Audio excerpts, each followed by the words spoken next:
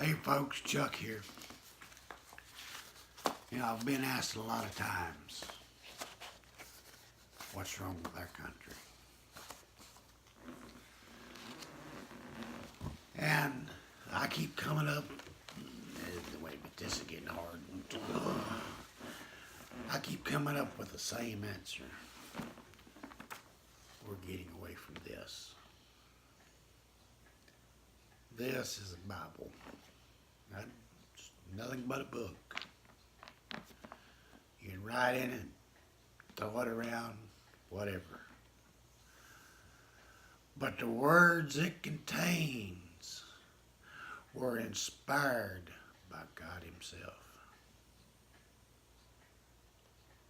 Words to live by. This is a tool for life. You got an architect who makes his plans, draws them out to build a building, and he gives them to the contractor, and the contractor builds the building. These are the plans for life, all of them. God gave them to the authors.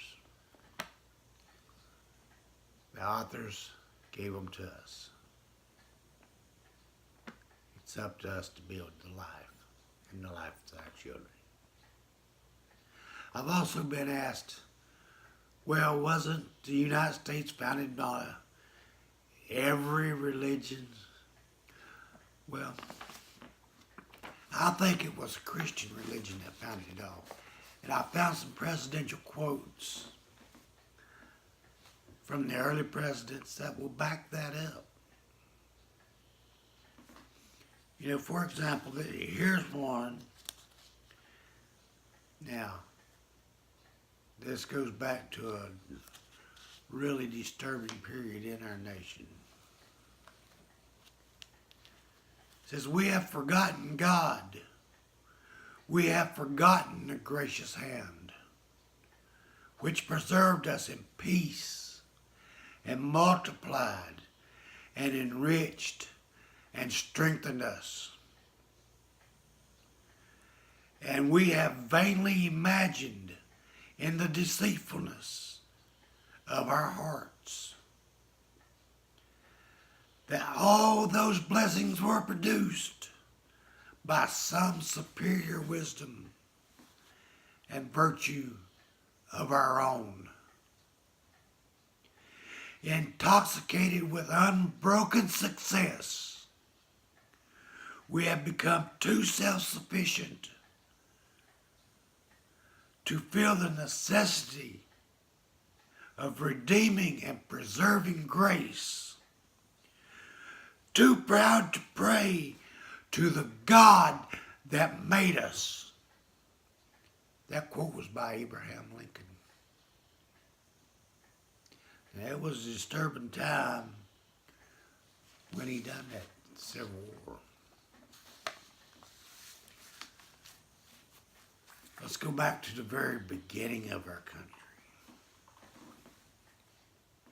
It is impossible to rightly govern a nation without God and without the Bible. That comes from George Washington, your first president, the first man they put in office to lead this fine country. He also said, the Propertius, forget if I can't pronounce it, you got to remember I'm Southern, I can't talk. I talk American and Southern, South Mountain talk. The propitious smiles of heaven can never be expected on a nation that disregards the eternal rules of order and right, which heaven itself has ordained. Now that came from George Washington. and was our first president. Now let's hear what our second president, John Adams, said. Now you know John Adams was a stubborn and argumentative man, but he did have a lot of wisdom. And this one small quote covers it all. We recognize no sovereign but God, and no king but Jesus. That came from John Adams, second president of the United States. Let's see what the third one said. We have staked the whole future of them. Nope, I ain't going to say it's the third one because it's not. I don't even know which one he was. It may have been the fourth one.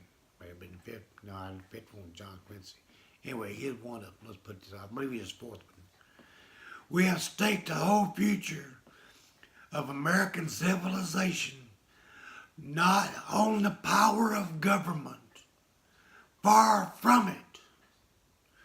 We have staked the whole of our political institutions upon the capacity and mankind of self-government, upon the capacity of each and all of us to govern ourselves according to the commandments of God. The future and success of America is not in this Constitution, but in the laws of God upon which this Constitution was founded. That was by James Madison, the writer of your Constitution.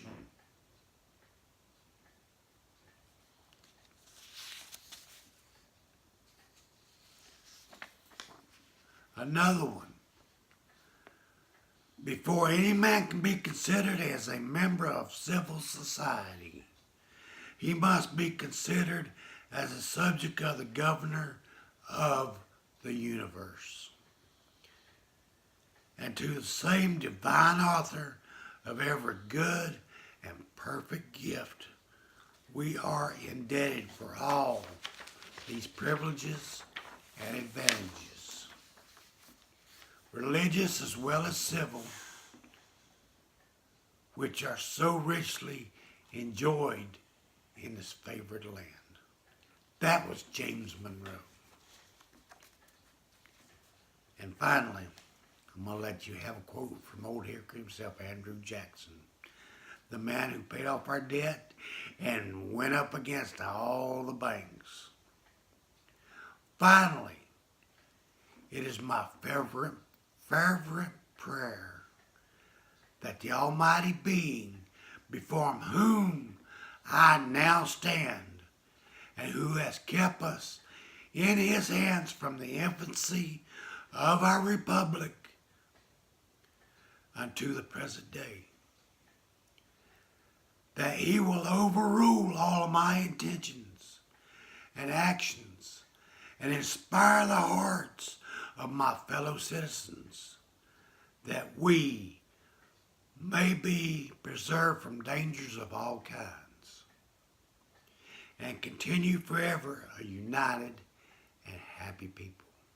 Andrew Jackson, Old Hickory himself. Now, Andrew was considered one of the meanest men to ever be in the presidency.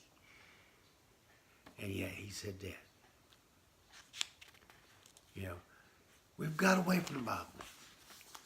Right there tells you that was the founders of our country. Let's go forward a little bit more to modern day.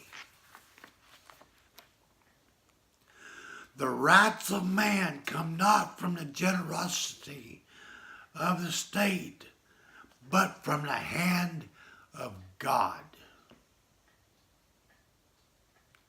John F. Kennedy.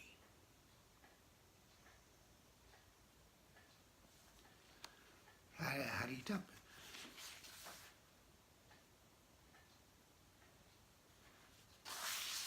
Another one even closer to us.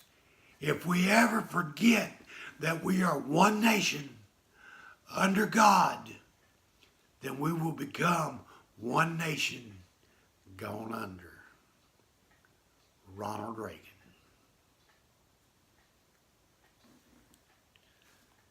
Another one. We ask for God's help.